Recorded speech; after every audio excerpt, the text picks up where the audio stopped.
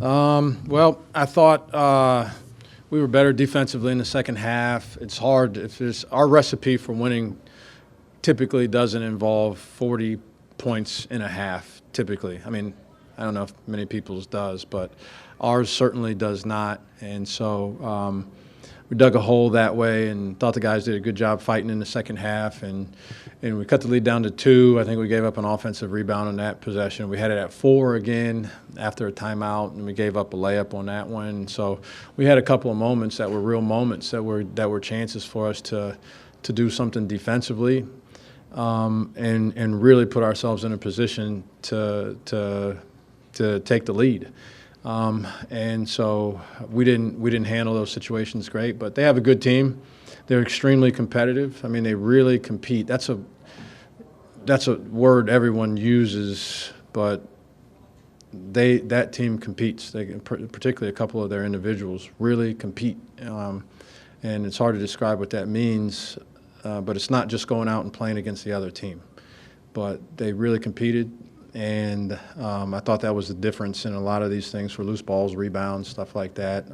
They imposed their will trying to get to the basket at times when we were in decent position.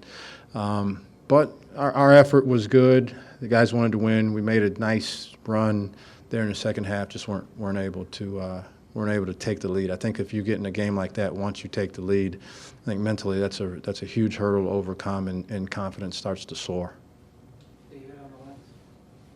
Lamont, final home game of the season. How did you think the guys handled the hoopla of senior night? You think that might have contributed anything to the early hole?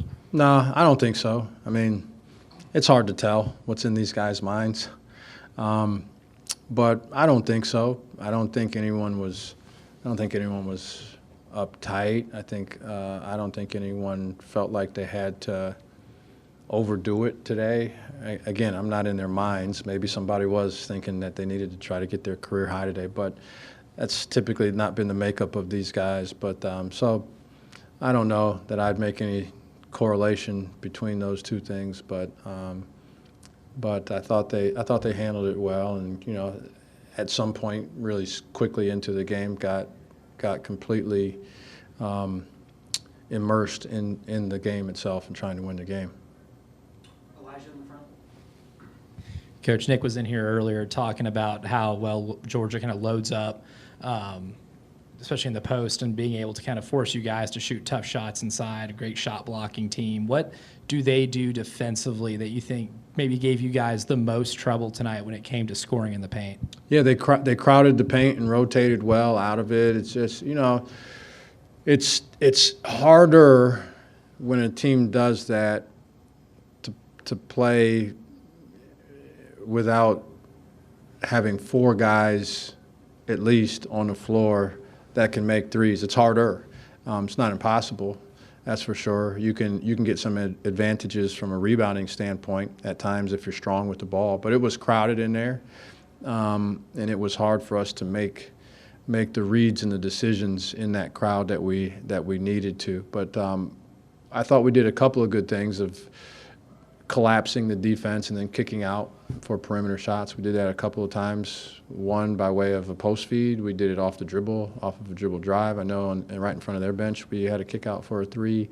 But we didn't stay committed to that as much. We had also times where we attacked, collapsed the defense, and then we tried to challenge the defense in a one-on-one or a one-on-2 or a one-on-one where I'm 6'1" and their guy is a lot taller than that.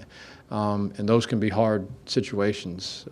So we'll watch that and see what that was. But I think they really did. They were committed to crowding the paint and making you kick out. And we did it a couple of times, but not consistently enough. You mentioned giving up 40 points in the first half really isn't the recipe you guys have for success. What was it that you guys were doing defensively that maybe allowed Georgia to get that many points in the first half? I think our general activity and energy could have been a little bit better in the first half, but I'm also realistic. They had some guys made some hard shots. I mean, they had a couple guys made middies, as they call them, from the baseline, challenged middies. There were at least 2 of those. Somto made a really contested hook that wasn't right at the rim. And then they had another guy make a hook from towards the end of the first half, almost near the free throw line. So, I mean, that's 8 points right there that easily could not go in. That's on top of, anything that we did that just was an error in our part on a rule or just a breakdown individually. So there were probably some of those. They spun around us one time. Jordan Butler gave up a layup the guy spun right around him for a layup, right?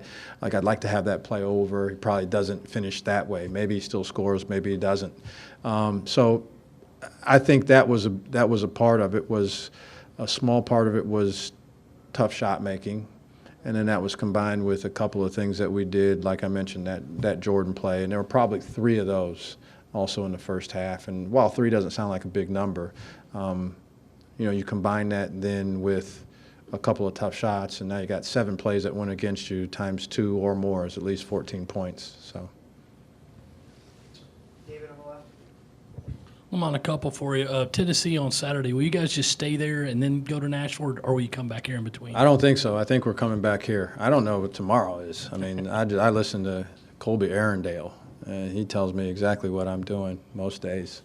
So I think we're coming back here, though. I think that's the plan. And then with Miles, what is the process for him maybe potentially getting another year medically or somehow like that? Yeah. Senior day, I didn't really talk too much about it. It's like in 2025, it can be a little bit different with some of the one-year guys, but we've forged good relationships with all these guys. And then you got some guys that have been multiple-year guys, like Miles and Jacoby, both. And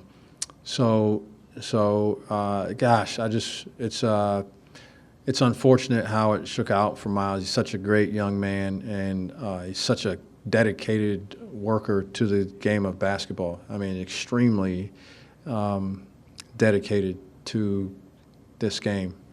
So I think I've been told they have filed all the necessary paperwork in order to apply for a waiver to get the year back. And so, I don't know. I think mathematically, probably on the number of games he's played, it may end up over, but who knows what's going on with the NCAA. And there's been a lot of leniency in these areas and those areas. So I'm hopeful.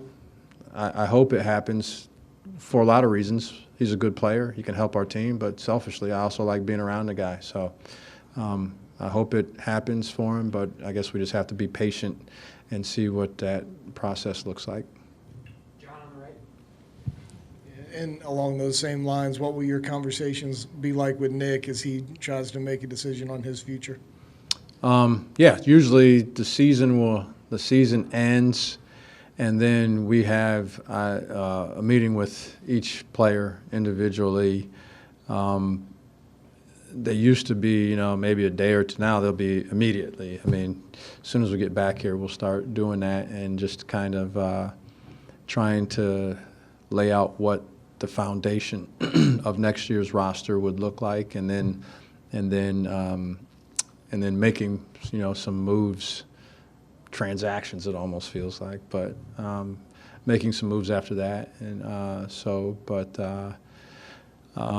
yeah, we do that with every single player. That's kind of how it goes, and I'm not a high-pressure guy. These kids have a lot of options. Life's different than it was in the Stone Ages, but they have a lot of options.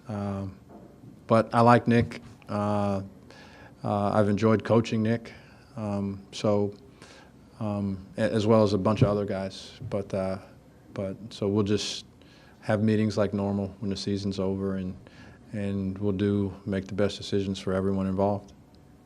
Anything else for Coach? Appreciate it, guys. Thanks.